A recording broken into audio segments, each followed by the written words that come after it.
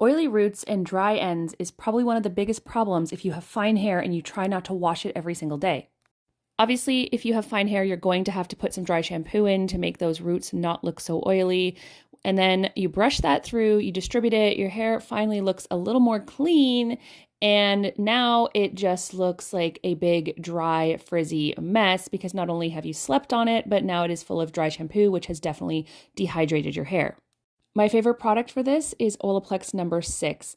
It is my go-to for my refresh days. I use a pea-size amount. I rub it through my hands.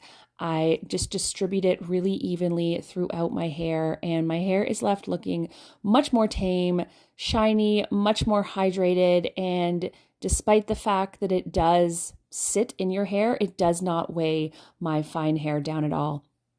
Obviously, it's not the same as freshly washed hair, but this is pretty good for day 3 without washing my hair, and that Olaplex No. 6 makes a absolutely massive difference. It is in my Amazon storefront. I hope that helps.